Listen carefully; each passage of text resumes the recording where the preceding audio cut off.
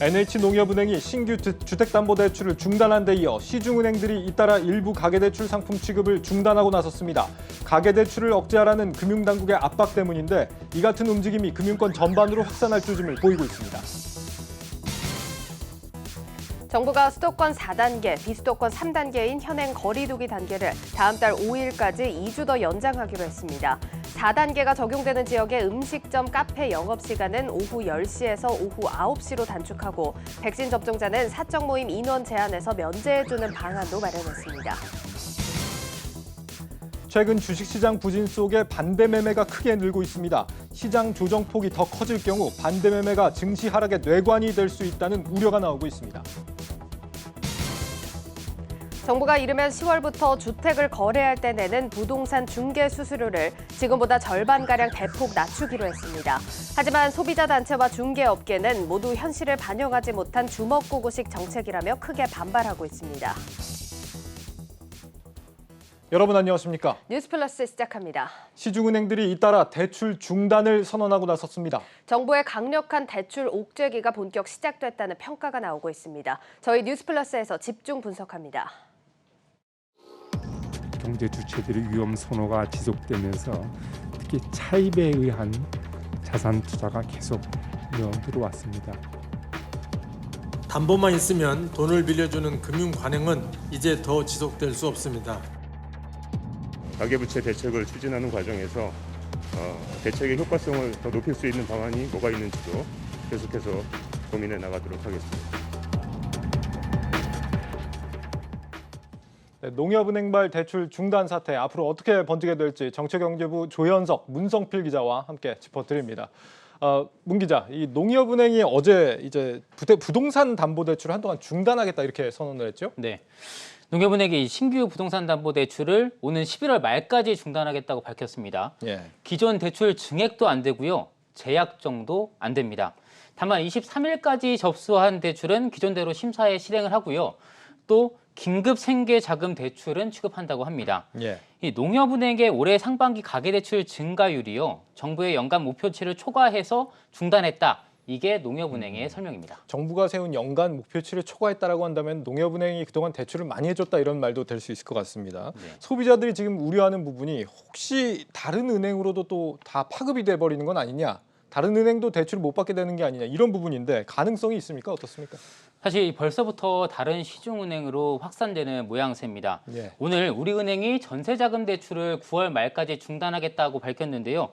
우리은행 설명 그렇습니다. 3분기 대출 한도가 다 찼다. 그러니까 많이 올렸다라는 얘기죠. 예. 그리고 SC제일은행도요. 주택담보대출 상품 중에 인기가 있는 일부 상품의 판매를 중단했습니다. 여기에 인터넷은행인 카카오뱅크도 기존 신용대출 한도가 보통 연봉보다 많았는데 연봉만큼만 제한하는 방안을 현재 검토하고 있습니다. 국민은행과 신한은행, 하나은행은 아직까지는 대출 중단 계획이 없다고 합니다. 예. 하지만 이 금융당국이 대출 규제에 보다 강하게 나서게 되면 언제든지 신규 대출을 중단할 수도 있다. 이런 우려가 나오고 있습니다. 이렇게 된다면 이제 신규 대출이 필요한 소비자들 불편이 당장 생길 수밖에 없을 것 같은데 어떻습니까? 맞습니다. 일단 아직까지 대출을 중단하지 않고 있는 앞서 말씀드렸던 국민, 신한, 하나 이런 은행들로 수요자들이 대거 몰릴 수가 있습니다. 예. 하지만 앞서 또 이야기를 하셨죠. 이들 은행도 대출 연간 목표치가 정해져 있습니다. 때문에 대출 심사를 굉장히 깐깐하게 할 수도 있거든요. 이렇게 되면 일반 수요자들이 대출을 받기가 기존보다 어려워질 수 있다. 이런 우려가 있고요. 이렇게 되면 울며 겨자 먹기로 시중 금리가 1금융권보다 비싼 2금융권으로 옮겨갈 수밖에 없는 거죠. 이와 관련해서 전문가 이야기 한번 들어보시겠습니다. 현재 금융시장의 불안정성이 높아지고 있기 때문에 금융대출 부분에 대한 관리 감독을 강화하는 것은 필요하지만 일괄적인 형태로 접근하게 되는 경우에는 금융 소비자들에게 문제가 발생할 수 있기 때문에 소득과 위험 여부에 따라 보다 선별적인 접근이 필요할 것으로 생각됩니다. 네, 지금 은행들의 대출 중단이라는 어떻게 보면 좀 극단적인 상황까지 오게 됐는데 앞으로 추가로 나올 수 있는 규제들도 더 있지 않습니까? 네, 맞습니다. 이 고승범 금융위원장 후보자 이야기를 여기서 주목해 볼 필요가 있습니다. 네. 이 위원장 후보자가 취임을 한다면 가장 먼저 가계부채 관리 강화에 나설 가능성이 굉장히 큽니다. 앞서 금융위는 3년에 걸쳐서 총부채 원리금 상환 비율, 그러니까 DSR 규제를 한다고 발표를 했는데요. 이를 예상보다 앞당겨서 확대 적용할 수 있는 겁니다. 여기에 신용대출 한도를 기존 연소득의 1.5배에서 2배 수준이었다면 예. 이제는 연소득 이내로 축소할 것을 금융권에 더 강하게 요구할 수 있습니다. 여기에 1금융권 대출 옥죄면서 나타날 풍선 효과를 차단하기 위해서 2금융권에 대한 압박도 강해질 전망입니다. 2금융권 가계대출이요, 작년 1월부터 7월까지 2조 4천억 원이었습니다. 예. 근데 올해 같은 기간에는요 27조 4천억 원, 그러니까 11배 이상 늘었습니다. 때문에 이제 2금융권은 강화될 수밖에 없는 거죠, 규제가. 네. 은행들이 지금 근데 먹고 사는 게 대부분 이제 대출 이자 수익으로 먹고 사는 은행들이 많지 않습니까? 네. 그런 상황에서 이제 대출 자체를 아예 막아버렸다라고 한다면은 은행들 입장에서도 사실 좀 불만이 생길 수밖에 없겠습니다. 뭐 그렇게 생각할 수도 분명히 있습니다. 그리고 또 그런 부분이 없지 않아 있긴 합니다. 네. 하지만 은행들은 연간 가계대출 총량을 정해놓습니다. 그래서 신규 가계대출 일부를 중단을 하더라도 이미 목표치를 달성한 상황이기 때문에 실적에 미치는 영향은 미미하다. 이렇게 좀 이해하시면 될 것 같군요. 예. 그리고 하지만 이제 금융당국이 세세하게 간섭하기 시작하고 또 조정 의견을 내는 것에 대해서는 금융권이 느끼는 부담감은 점점 더 커질 수밖에 없습니다. 이미 좀 벌 만큼 벌었다 이런 얘기군요. 네, 조 기자. 그렇다면 이렇게 이 대출 자체를 틀어막는 방식으로 지금 이제 천정부지로 치솟고 있는 가계부채 문제 해결이 가능한 겁니까? 어떻습니까? 네, 올해 들어 7월까지 전체 금융권 가계부채는 79조 원가량 늘었습니다. 총액은 1,700조 원 넘었을 것으로 추정되는데요. 증가 속도도 빠른데 대출 규제가 안 통하는 것도 금융당국이 고민하는 대목입니다. 지난달 대출 규모를 보면 백약이 무효한 상황 잘 보여주는데요. 아시다시피 7월엔 금융당국이 개별 차주에게 DSR 40% 규제를 적용했습니다.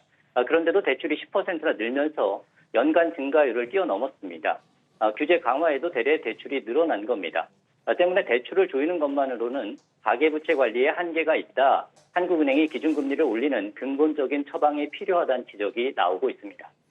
네, 이 그간도 이 규제를 해왔지만 풍선 효과만 나왔지 뭐 부채는 계속 늘어왔기 때문에 결국은 너무 싸게 돈을 빌릴 수 있는 상황을 개선해야 된다라는 시각인데 이 당장 한국은행 기준금리 결정이 다음 주입니다. 금리 인상을 하게 될까요? 네, 금토일을 일주일 앞두고 한국은행의 고심이 깊어지고 있습니다. 이주열 한은 총재가 지난 5월에 연내 인상을 처음 시사한 이후에 수차례 더 이상 늦출 수 없다, 당연한 일이다 이렇게 강조해 왔죠. 이처럼 금리 인상 의지를 드러낸 건 가계부채와 집값, 물가 불안 등 때문인데 여기에 초점을 맞추면 이번 달에 한은이 당장 기준금리를 인상해도 크게 이상할 건 없습니다. 하지만 변수가 많습니다. 아시다시피 코로나 재확산으로 민간 소비 타격이 가시화되고 있고 기준금리가 인상될 경우 저소득층의 이자 부담 등도 고려하지 않을 수 없을 겁니다. 금토일가 다가올수록 8월 인상설이 점차 약화되는 분위기도 감지되고 있어서 조금 더 지켜봐야 알 수 있을 것으로 보입니다. 그렇군요. 아직까지 인상을 단언할 수는 없겠습니다만 금융당국이 이제 대출을 틀어막고 금리까지 오르게 된다면 수요자들은 앞으로 뭐 어떻게 될까요? 일단 변동금리로 대출을 받았거나 네. 새롭게 주택담보대출을 받아야 되는 사람이라면 이자 부담이 당연히 커질 수밖에 없겠죠. 한국은행에 따르면 개인대출 금리가 1%포인트가 오르면 가계이자 부담이 11조 8천억 원 증가한다고 합니다. 예. 하반기에 예고된 기준금리 인상을 선반영해 실제 시장금리가 줄줄이 오르고 있습니다. 최근 주담대 변동금리 기준인 코픽스를 볼게요. 0.92%로 전달보다 0.1%포인트 늘었습니다. 그리고 장기 고정금리 기준이 되는 은행채 5년물 금리도 한 달 새 0.06%포인트 상승했습니다. 예. 여기에 은행들 심사가 강화돼 신규 대출 자체가 막히거나 한도가 크게 축소되는 사례도 이미 나타나고 있습니다. 이렇게 대출을 틀어막는다고 한다면 이제 시장에 적지 않은 충격이 올 수도 있겠습니다. 조 기자, 그 영향을 어떻게 예상하는 게 좋을까요? 네, 한국은행이 기준금리 올린다는 건 그동안 지속된 저금리 시대가 끝났다, 본격적인 긴축의 시대로 접어들 거라는 신호탄으로 볼 수 있습니다. 문제는 앞서 말씀드린 대로 1,700조 원에 달하는 가계부채의 뇌관을 건드려서 경기 회복에 차질을 빚을 수 있다는 점입니다. 이자 부담이 늘면 가게들이 소비를 줄일 텐데 그러면 살아나던 내수의 찬물을 끼얹을 수 있어서입니다. 또 코로나 위기로 이자 낼 돈도 벌지 못하는 부실 기업들의 생존도 어려워질 수 있습니다. 앞으로 금리 인상 충격 최소화하고 경기 회복 불시 살려나가는 정책을 어떻게 펼칠 것이냐, 당국의 최대 과제가 될 전망입니다. 네, 앞서 이 홍남기 경제부총리를 비롯해서 그동안 이 고위 관료들이 금리 부담이 심해질 거고 집값도 조정을 받을 것이다 이런 경고를 해왔습니다. 한번 들어보시겠습니다. 또한 여러 국내 기관들뿐만 아니라 BIS 등 국제기구에서도 과도하게 상승한 주택가격의 조정 가능성을 지적하고 있고 특히 한은이 연내 금리 인상 가능성을 시사하는 가운데 우리 금융당국은 하반기 가계부채 관리 강화를 시행하게 되며 네, 조 기자. 그렇다면 이 홍 부총리가 지금까지 이런 경고를 보낸 게 이런 강력한 규제를 하겠다는 걸 사전에 좀 예고를 하는 취지였다. 이렇게 이해를 할 수 있을까요? 어떻습니까? 네, 정부가 지금 집 사면 위험하다, 추격 매수하지 말라고 경고한 이유 중 하나가 바로 금리 인상과 대출 규제가 곧 시작된다는 거였습니다. 은행권의 대출 규제를 시작으로 유동성 회수가 시작된 모양새지만 이걸로 집값이 안정될지에 대한 시장의 반응은 그런데 회의적입니다.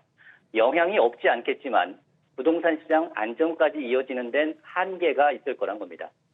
집값이 급등한 게 막대한 유동성 탓도 있지만 공급 부족, 또 매물 절벽, 정부의 정책 실패, 이런 복합적인 요인 등으로 인한 결과이기 때문에 유동성 회수만으로 당분간 집값 상승세가 쉽게 꺾이긴 어려울 거란 겁니다. 실제로 최근에도 집값 상승세는 이어지고 있습니다. 네, 시중은행 대출 중단 사태와 여파까지 짚어봤습니다. 정치경제부 조현석, 문성필 기자였습니다. 잘 들었습니다.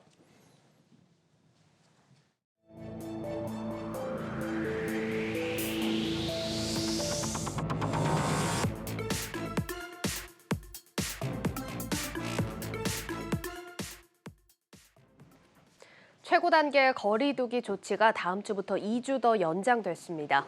식당과 카페 운영 시간이 1시간 줄어든 반면 접종 완료자는 저녁 시간 4인 모임도 가능해집니다. 소상공인을 고려한 조치라고 하는데 돌파 감염을 우려하는 목소리도 나옵니다. 김수진 기자입니다. 정부가 오늘 달라진 사회적 거리 두기 방안을 발표했습니다. 수도권 기준 현행 4단계는 유지되지만 오는 23일부터는 식당, 카페 이용 시간이 오후 10시에서 9시로 달라집니다. 9시 이후부터는 포장이나 배달만 가능합니다. 백신 인센티브도 생겼습니다. 6시 이후 식당, 카페 이용은 2명 이하로 가능했지만 코로나 백신을 접종한 사람이 있으면 4명으로 늘어납니다. 사람들도 이제 대중적으로 많이 백신을 맞는다는 추세다 보니까 아무래도 좀 더 늘지 않을까라는.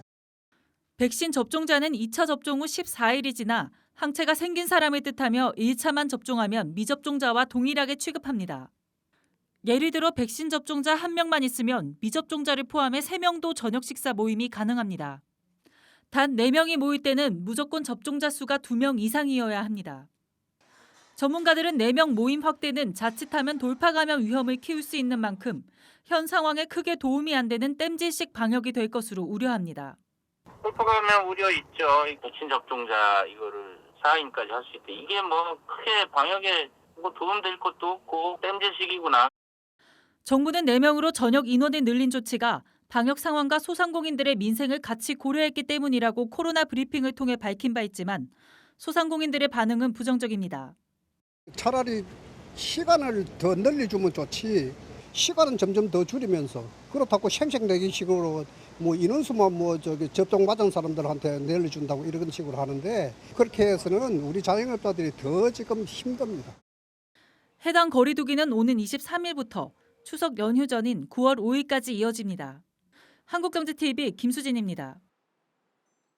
네, 달라진 방역 지침과 관련한 부분들 좀 더 자세히 정리해 보겠습니다. 성장기업부 정재용 기자 나와 있습니다.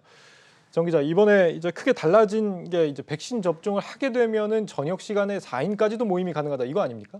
그렇습니다. 이제 앞선 리포트에서 보셨듯이 거리두기 체계에서 변하는 건 크게 2가지입니다. 네. 이제 수도권 같은 경우 거리두기 4단계가 지금 체계가 적용 중인 수도권에서는 밤 9시까지 카페와 식당에서 이제 영업 시간이 제한이 되고요. 원래는 네. 10시였죠. 근데 이제 접종 완료자에 한해서는 4인까지 모임을 할 수 있다. 이게 좀 골자입니다.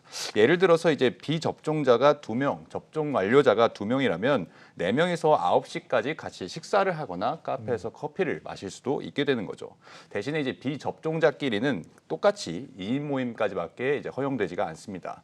식당, 카페와 달리 노래방이나 실내 체육시설은 기존처럼 밤 10시까지 운영이 되지만 백신 인센티브 혜택은 따로 없습니다. 3단계 거리두기가 연장되는 비수도권에서는 정전과 똑같이 밤 10시까지 4인 사적 모임이 허용됩니다. 다만 이제 국가 간 백신 증명 체계가 구축되진 않아서 해외에서 백신을 맞았다고 해도 따로 인센티브, 그러니까 백신 인센티브로 4인 모임에 들어갈 수는 없게 되죠. 네, 이 비수도권은 변화가 없는 거고 수도권은 지금 이제 접종자는 4인까지 가능하되 10시가 아니라 9시까지만이다. 여기서 지금 궁금한 부분이 백신 증명을 과연 어떻게 하느냐 이 부분입니다. 앞서 이제 해외에서 온 사람들은 백신 증명이 안 되기 때문에 이 인센티브를 받을 수 없다라고 얘기를 했는데 소상공인들이 그 백신을 접종을 했는지 안 했는지 일일이 구분할 수가 있는 겁니까? 그렇습니다. 사실은 우리가 지금도 많이 쓰고 있는 QR 체크인 방식으로 저희가 이제 출입 관리를 하고 있지 않습니까? 예. 근데 이 백신도 비슷합니다. 이제 네이버나 카카오 또는 이제 질병관리청에서 관리하고 있는 애플리케이션 쿠브를 통해서 확인할 수 있고 토스나 그리고 패스 앱을 통해서도 활용할 수 있습니다. 이 접종 정보를 불러오면 맞은 백신의 이제 종류와 접종 시기, 또 접종 완료 여부 등이 나타나서 이거를 제시하면 됩니다. 백신 접종 완료자는 2차 접종까지 모두 마치고 14일이 경과한 사람을 말하기 때문에 4인 모임을 위해서는 본인이 언제 접종을 했는지 그리고 날짜를 조금 잘 확인을 해야 합니다. 예. 이 백신을 맞지 않았지만 말씀하신 것처럼 뭐 위조된 증명서를 활용하는 등 악용 사례가 나올 거라는 지적은 또 있습니다. 정부가 근데 딱히 여기에 대해서는 특별 단속을 강화하는 등 뭐 어떤 대책을 따로 내놓은 것은 없습니다. 예. 다만 이제 전체 방역 지침 위반 사례에 대해서 현재는 이제 개인에게 부과되는 과태료가 10만 원이거든요. 이 과태료를 조금 상향시키는 안을 관계부처와 같이 검토하는 중이라고 합니다. 사실 이런 경우는 얼마든지 악의적으로 위반이 가능한 부분 같은데 감염 확산이 우려가 된다면서 이렇게 좀 허술하게 남겨놔도 되는 건지 싶기도 합니다. 저녁 시간 이용 시간이 이제 1시간 줄어든 대신에 모임 인원은 또 백신 맞은 사람들에 한해서 또 늘렸단 말이죠. 이게 지금 방역을 강화한 건지 완화한 건지 어떻게 봐야 됩니까?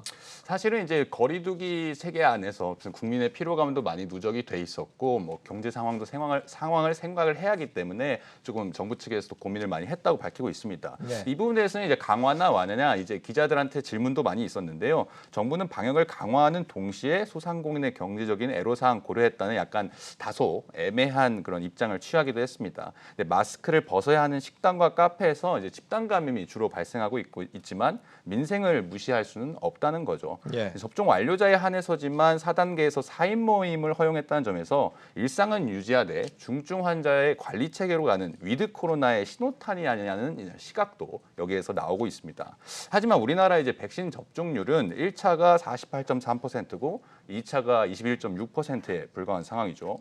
미국이나 이스라엘 등에서 접종 완료자 비율이 60%가 넘는 나라들인데 여기서도 이제 델타 변이의 전파력으로 인해서 확진자가 대폭 증가한 사례가 있습니다. 예. 그래서 우리나라에서는 아직은 조금 위드 코로나 체계로 가는 거는 시기상조라는 게 어떤 전문가들의 지배적인 시각입니다. 정부도 위드 코로나 체계에 대해서는 백신 1차 접종이 끝나는 추석 이후에 9월 말이나 10월 초 그 접종률이 70%가 넘어갈 때 이때 좀 검토를 해볼 수 있다는 입장을 유지하고 있습니다. 지금 정 기자가 말한 것처럼 지금 이스라엘 같은 경우는 거의 뭐 성인 80%까지 접종을 맞은 상황인데 확진이 하루에만 8,000명 정도씩 지금 나오고 있는 상황입니다. 그렇다고 한다면 우리는 앞으로 어떻게 되는 건지 지금 뭐 백신을 맞는다고 완전히 문제가 해결이 되는 게 아닌 상황 아닙니까? 어떻게 봐야 됩니까? 그렇습니다. 그래서 이제 정부에서도 항상 이제 브리핑을 통해서 말을 할 때 이 방역 지침과 백신 접종률을 같이 가져가야 된다고 항상 강조를 하고 있거든요. 왜냐하면 기존에 지금 미국이나 이스라엘에서도 백신 접종률이 60%가 넘었지만 완전 접종률이 넘었지만 예. 계속 확진자가 발생한 거는 사실 위드 코로나 체계를 우리보다 훨씬 앞서서 지난 6월쯤 이스라엘 같은 경우 화이자 백신을 올 초에 많이 맞았기 때문에 조금 빨리 가져가서 거리두기 체계가 조금 느슨해진 경향이 있었습니다. 그래서 이제 확진자 백신을 맞은 사람과 안 맞은 사람이 섞여 있으면서 거기서 조금 델타 변이가 많이 전파가 됐거든요. 그렇기 때문에 백신 접종률은 높이면서 최대한 이제 거리두기도 같이 가져가야 하는 상황이라고 할 수 있고 또 지금 이스라엘 같은 경우에는 부스터샷을 지금 접종을 시작했고 미국도 9월 20일부터 이제 접종을 시작합니다. 그리고 우리나라 같은 경우는 아직 이제 백신이 수급 상황이 여의치 않기 때문에 여기에 대해서는 아직 논의가 많이 되고 있지는 않은데 부스터샷에 대한 논의도 빠르게 시작을 해야 할 그런 시기라고 볼 수 있겠습니다. 알겠습니다. 성장기업부 정재홍 기자였습니다. 수고했습니다.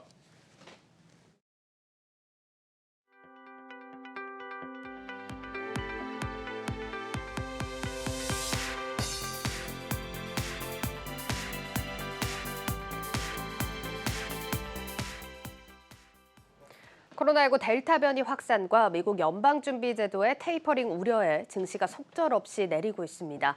길어지는 하락장의 반대 매매 또한 급증하면서 또 하나의 증시 뇌관이 될 수 있다는 우려가 나옵니다. 이 때문에 두산인프라와 대웅, 녹십자처럼 신용 공여율이 높은 종목에 대한 투자에 유의할 필요가 있습니다. 박혜린 기자입니다.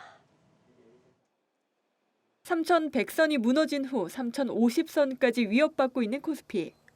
천스닥을 버티지 못한 코스닥도 연이어 하락세를 이어가고 있습니다.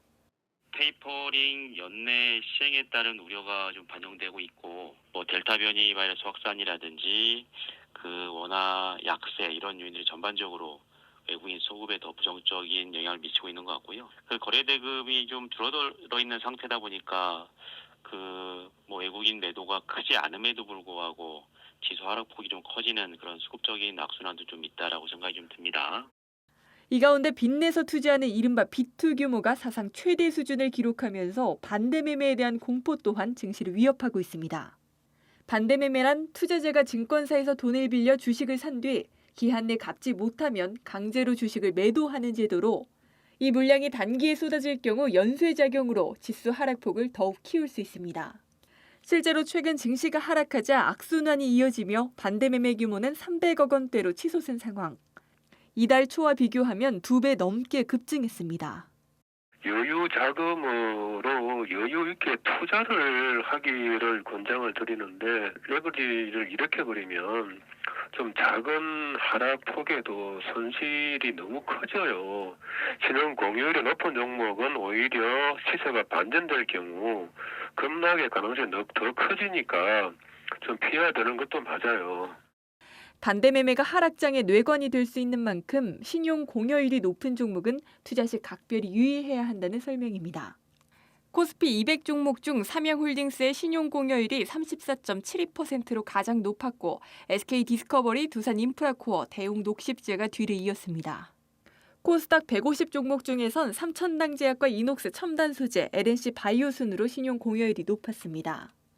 오늘도 외국인과 기관의 매도세에 코스피에서만 3,400억 원가량 베팅한 개인 투자자.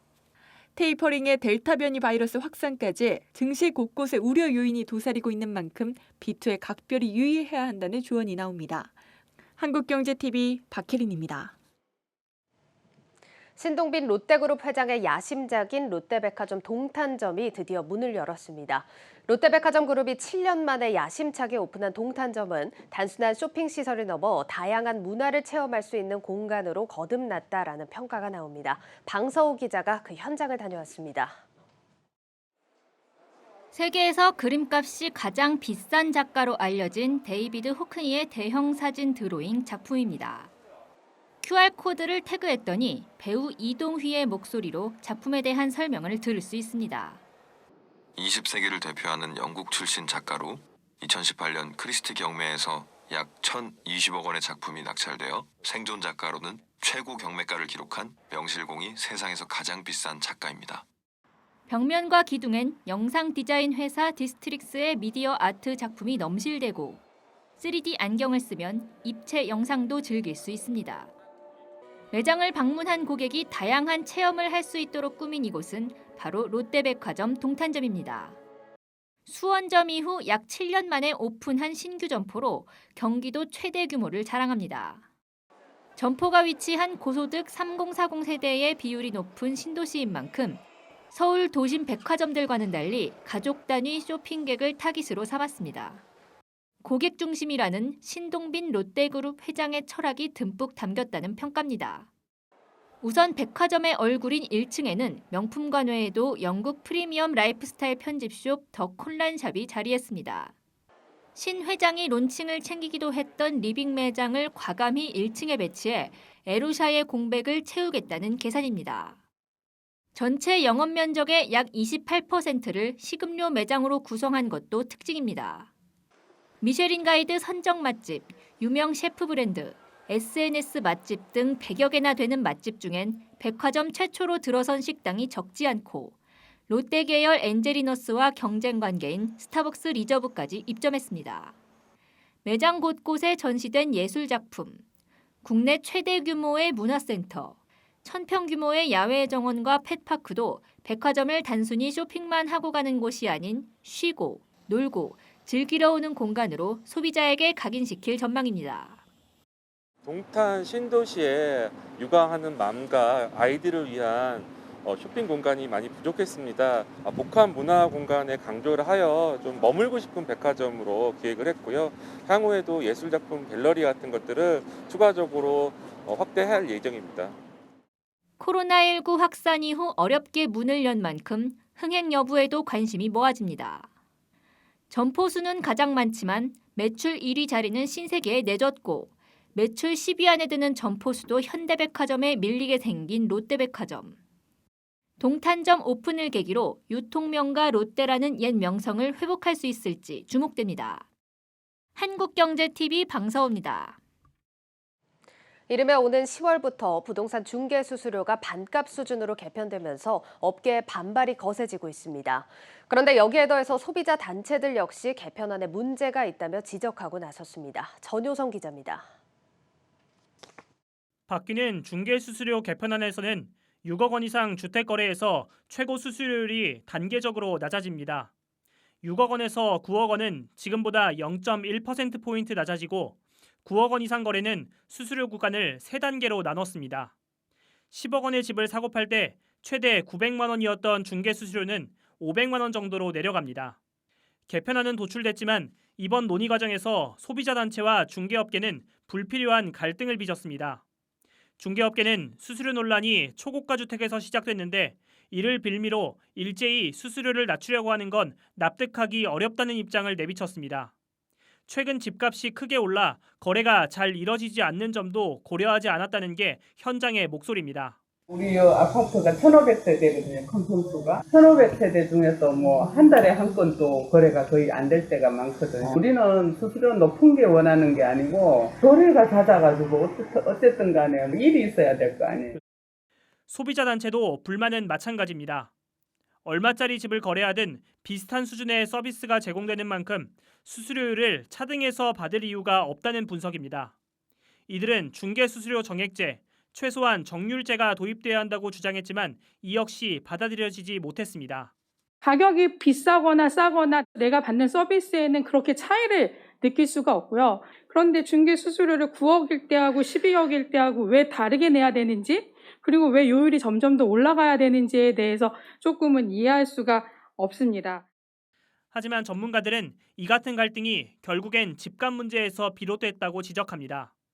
4년 전 평균 6억 원대였던 서울 아파트값은 11억 원을 넘겼고 이 과정에서 지금까지 문제가 되지 않았던 수수료율까지 손봐야 하는 지경에 이르렀다는 겁니다. 거래는 끊겼지만 집값은 고공행진하는 기현상 속에서 집값 논란의 화살을 중개업계로 넘겼다는 분석도 적지 않습니다.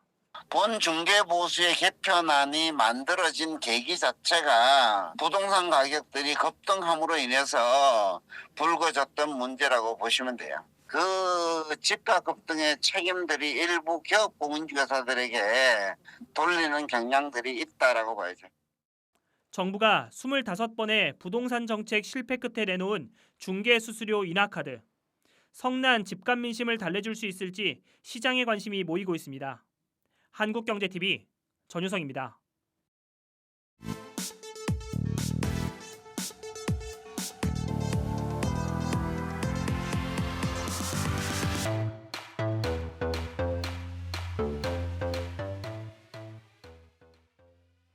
한 사람이 지나가기에도 좁은 골목길. 곳곳에 자리 잡은 낡은 무허가 건물들. 서울 서남부권의 대표적인 낙후지였던 관악구 신림동에 변화의 바람이 불고 있습니다. 축구장 50개 넓이의 이곳 신림 뉴타운이 6천 가구가 넘는 신축 아파트 단지로 탈바꿈할 예정입니다. 총 3개 구역 중 3구역은 현재 이주를 진행 중으로 이르면 2024년 입주가 예상되고 2구역은 지난 4월 관리처분 계획 인가를 받았습니다. 4,200여 가구의 1구역은 현재 시공사 선정을 진행 중인데 대형 건설사들이 수주 경쟁을 펼치고 있습니다.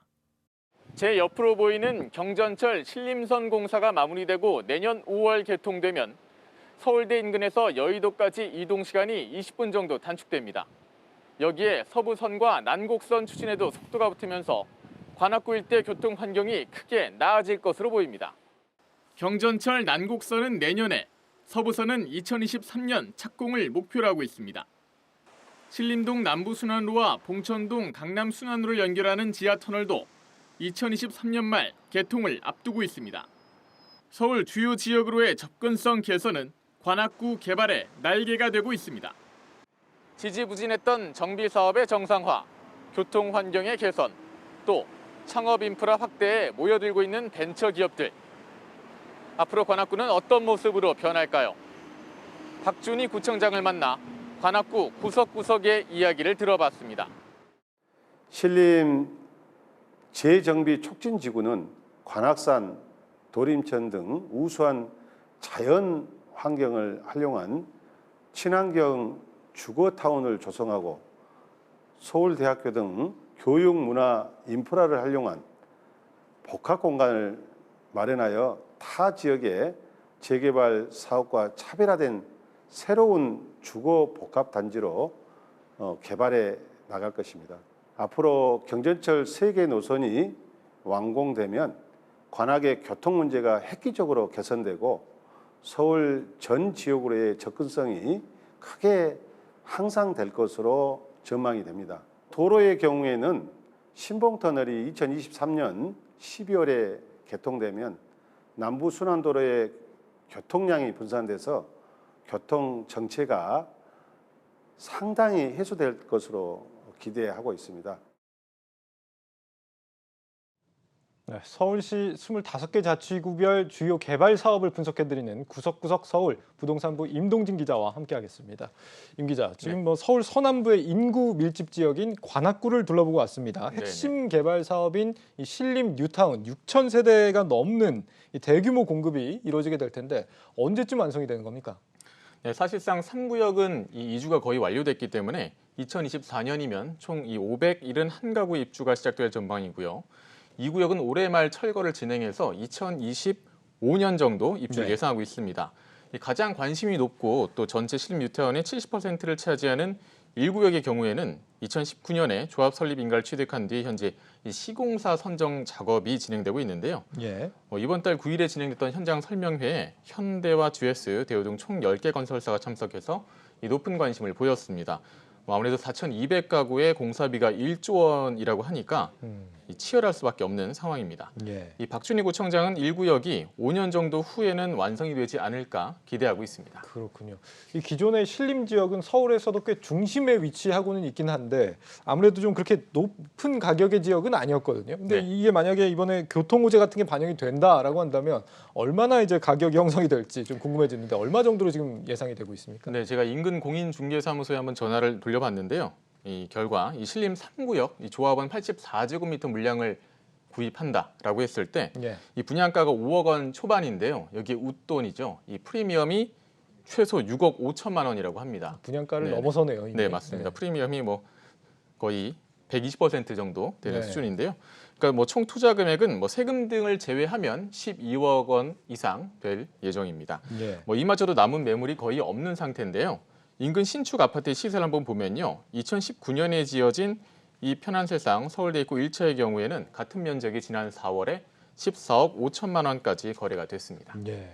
이 재개발 사업의 기대감을 좀 알아봤고 관악구에 더 눈여겨볼 만한 개발 이슈 또 어떤 게 있습니까? 네, 관악구는 봉천동과 신림동 일대를 새롭게 발전시키기 위한 방안을 준비 중에 있습니다.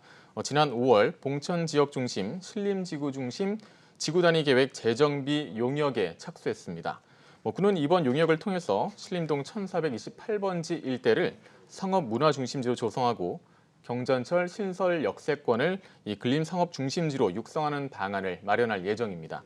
또 봉천동 822-5번지 일대 상업지의 시설 확충과 또 정비구역 해제 지역 등 미개발 노후 지역에 대한 이 환경 정비 계획을 수립할 예정입니다. 용역이 마무리되면 2023년까지 이 재정비 계획안 작성 후에 서울시 심의 등을 거쳐 확정될 예정입니다. 이렇게 관악구의 개발 이슈들을 짚어봤는데요. 이 지역의 경쟁력을 높이는 요소가 또 하나 있습니다. 바로 창업입니다. 관악구의 또 다른 변신의 핵심은 벤처기업입니다. 구는 낙성대 일대의 낙성벤처밸리와 대학동 중심의 신림 창업밸리 이 두 구역을 중심으로 창업 인프라 시설을 늘려가고 있습니다. 회의실과 미디어 시설 등은 물론 컨설팅 등 다양한 창업 프로그램을 제공합니다. 현재 관악구에 마련된 이 같은 창업 시설은 총 11곳. 이미 76개 기업이 입주해 있고 연말까지 총 108개 기업이 털을 잡게 됩니다. 고시촌이었던 이곳에 창업 생태계가 조성되고 있습니다. 민선 7기 지난 3년은 관악구의 지역경제 도약에 발판을 마련하고 구정 전반의 틀을 새롭게 짜는 변화와 혁신의 기간이었습니다. 그중 가장 잘된 점을 꼽자면 낙성 벤처밸리와 신림 창업밸리를 양대 축으로 하는 벤처 창업 생태계를 조성하고 관악구 전체를 창업의 메카로 만들기 위한 관악 S밸리 사업을 성공적으로 추진하고 있다는 것입니다. 위축된 신림역 일대 상권 회복을 위해서는 지난해부터 상권 르네상스 사업을 진행 중입니다. 총 80억 원을 투입해 시설물 교체, 편의시설 확충으로 상권의 이미지 개선을 이뤄낸다는 계획입니다. 도림천을 생태하천으로 복원하고 경관을 개선하는 사업도 앞으로 눈여겨볼 변화입니다. 그동안 주변 지역과 비교해 상대적으로 발전이 더뎠던 관악구에 생기가 돌고 있습니다. 민선 7기 들어서 많이 달라졌다, 살기 좋아졌다고 느낄 수 있도록 일상생활에서 체감할 수 있는 정책으로 주민의 삶의 질과 행복 지수를 높이기 위해서 더욱더 노력해 나가겠습니다. 네, 박준희 구청장은 특히 벤처도시 만들기에 힘을 쏟고 있는데요. 사실 창업 인프라 확대가 박 구청장의 지난 3년간 가장 뚜렷이 보이는 성과라고 할 수 있겠습니다. 창업 공간도 필요하지만 민간 투자가 중요한 만큼 KT, KB금융그룹 등과도 협약을 맺고 지원을 확대하고 있습니다. 미국의 실리콘밸리나 중국의 중관촌처럼 관악구를 세계적인 창업의 중심지로 만들겠다는 포부입니다. 지역 경제의 경우 사법고시가 폐지되면서 고시생들이 상당수 빠져나가서 상권이 많이 위축된 상태인데요. 여기에 코로나 사태까지 겹치면서 관악구는 소상공인 살리기에 집중하고 있습니다. 이 도림천 개발과 연계해서 순대타운이 있는 서원동 상점가와 신원시장 등을 활성화시킨다는 계획입니다. 네, 산업이 젊어지면 상권이나 도시 전반이 젊어지기 마련이죠. 관악구의 성장이 기대가 됩니다. 부동산부 임동진 기자였습니다. 잘 들었습니다.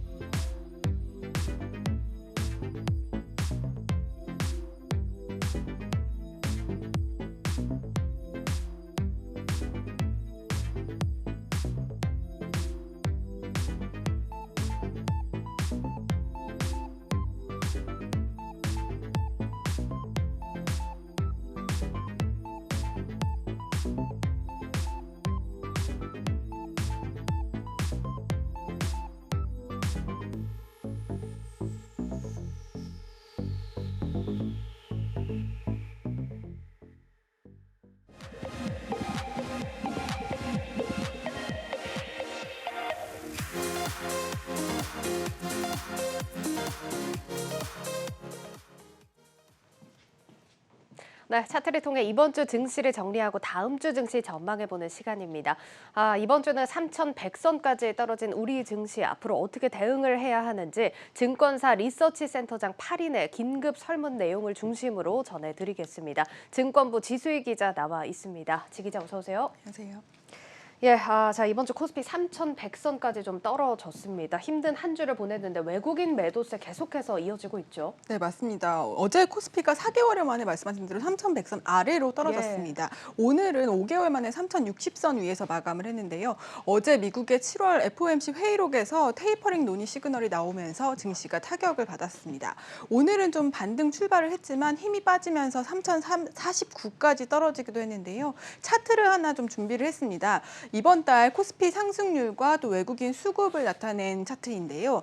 8월 시작하는 첫째 주에는 외국인이 1조 6천억 원 정도 사들이면서 코스피가 반짝 반등을 했습니다. 하지만 둘째 주부터는 7조 원 넘게 팔아치우면서 3% 넘게 빠졌고요.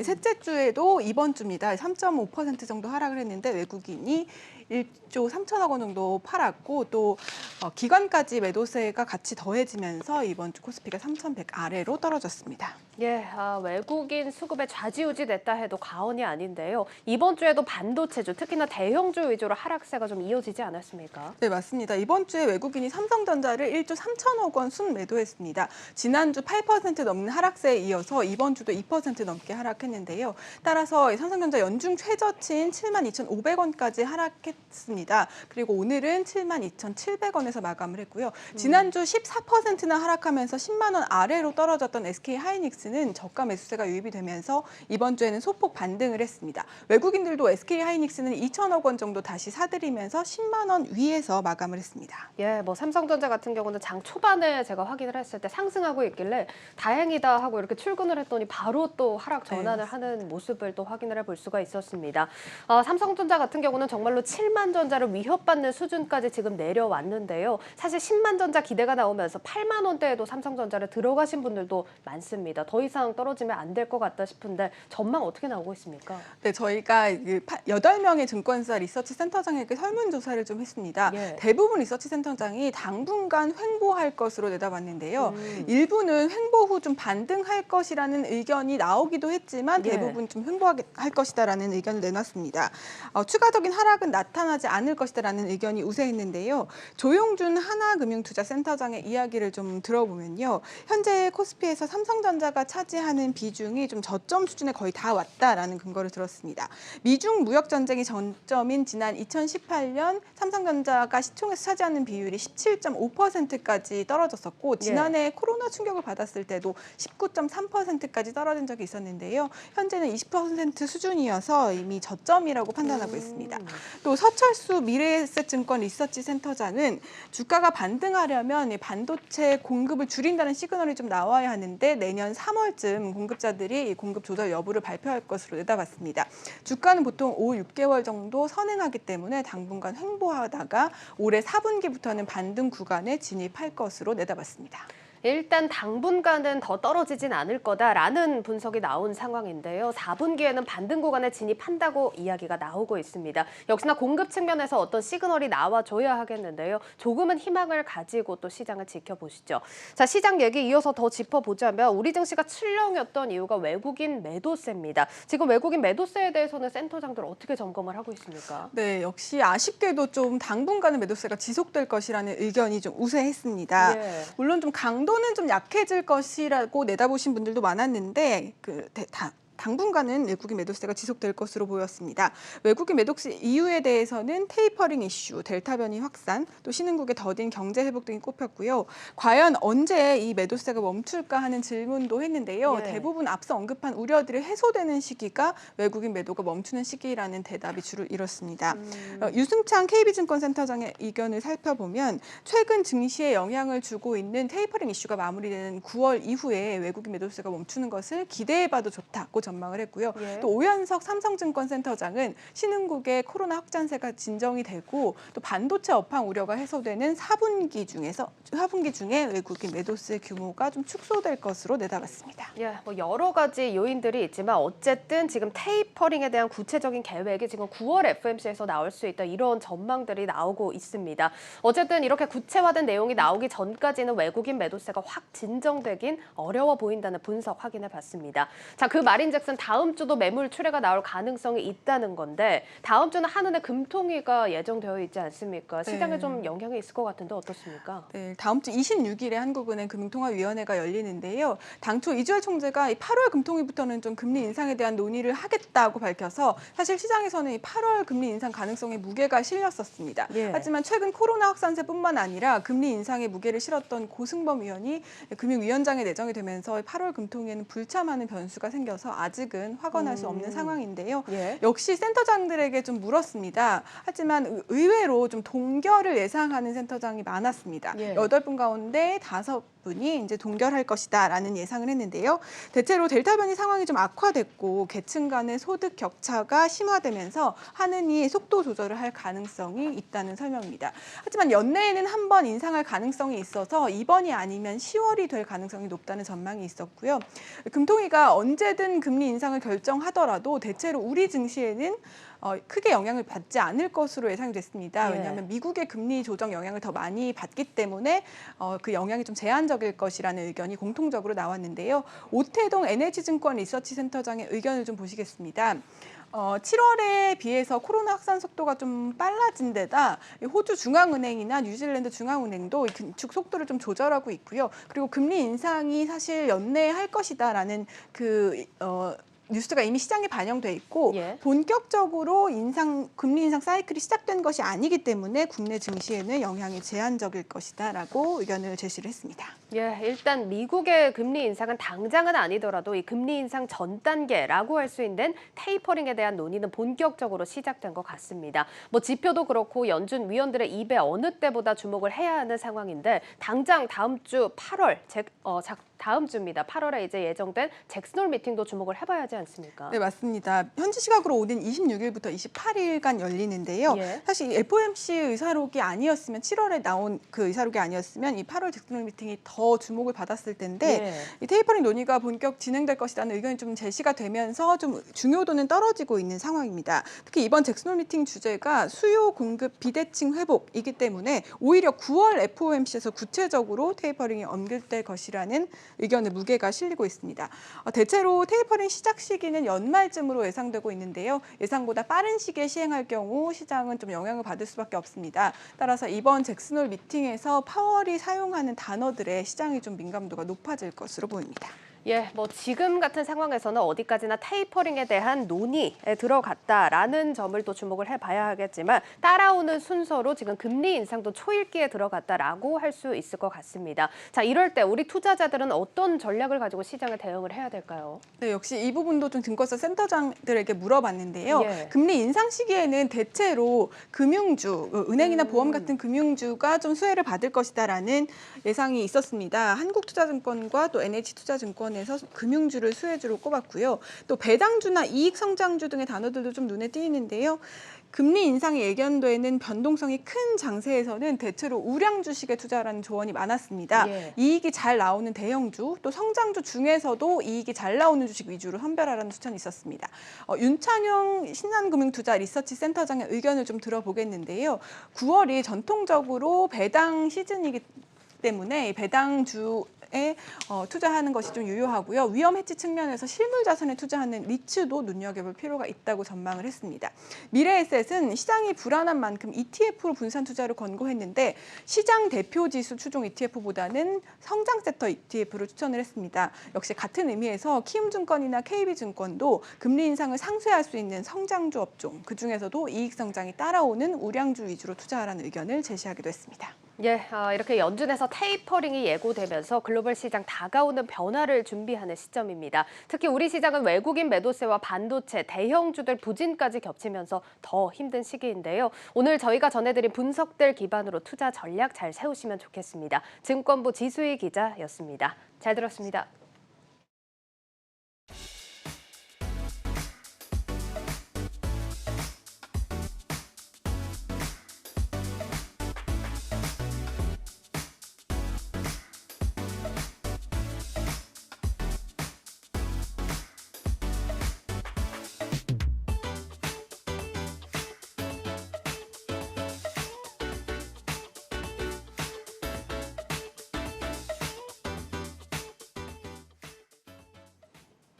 백신이 모든 문제를 해결해 줄 것으로 기대했지만 마스크 착용과 사회적 거리두기가 유지되지 않는 한 백신도 무용지물이었다.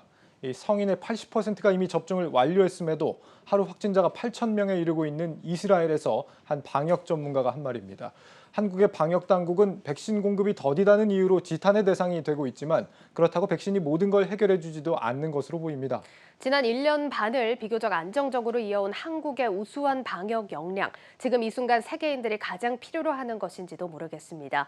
2주 더 연장된 거리두기도 지금까지와 같은 선진적인 국민성으로 함께 잘 지켜갔으면 합니다. 뉴스플러스를 마치겠습니다. 여러분 고맙습니다.